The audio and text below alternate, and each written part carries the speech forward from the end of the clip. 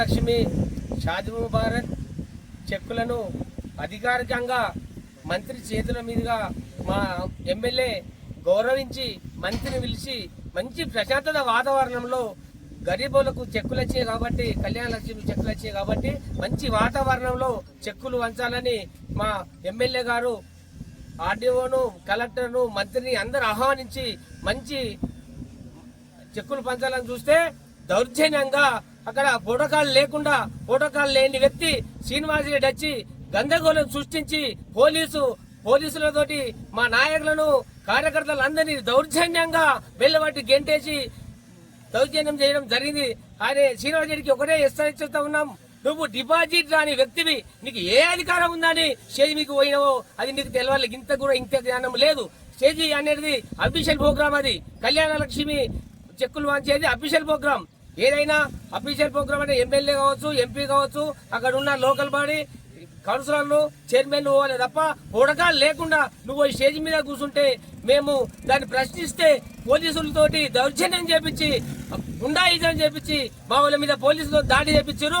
మేము కూడా అధికారులకు ఒకటే హెచ్చరిస్తున్నాం, మీ అధికారం కాంగ్రెస్ పార్టీ ఉంది అని చెప్పి పోలీసులు మా మీద దౌర్జన్యం చేసుడు కాదు.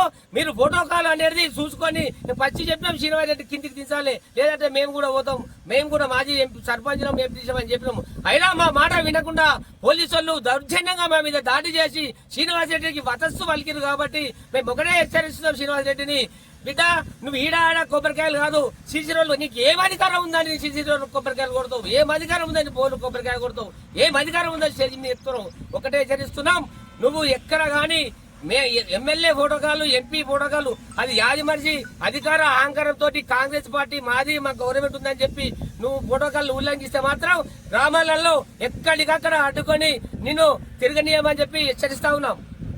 వర్గంలో పేద వర్గాల వారికి కళ్యాణ లక్ష్మి షాదీ ముబారక్ కార్యక్రమంలో మన కొత్త ప్రభాకర్ రెడ్డి స్థానిక ఎమ్మెల్యే ఆధ్వర్యంలో నిర్వహిస్తుంటే గౌరవ జిల్లా ఇన్ఛార్జ్ మంత్రి కొండా సురేఖ వచ్చిన సందర్భంగా ప్రశాంతమైన వాతావరణంలో మా ప్రభాకర్ అన్న చెక్కుల పంపిణీ కార్యక్రమం చేస్తూ ఉంటే ఈరోజు రాజకీయంగా దుబ్బాక నియోజకంలో ప్రజాస్వామ్యం అనే కూని అవుతా ఉన్నది.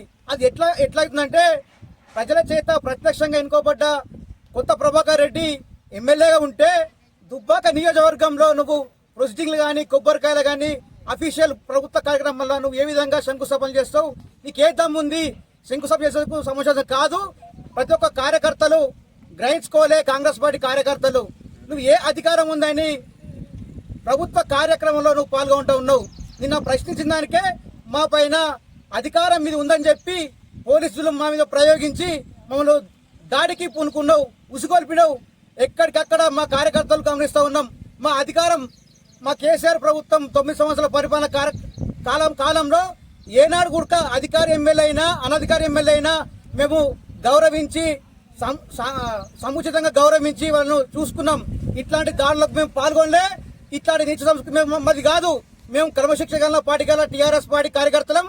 మేము రేపు పొద్దుగల చూసుకో బిడ్డ శ్రీనివాసరెడ్డి, రాబోయే రోజుల్లో మా 4.5 సంవత్సరంలో మా ప్రభుత్వం వస్తుంది, మీకు మిత్తికి వడ్డిస్తామని సందర్భంగా తెలియజేస్తున్నాం.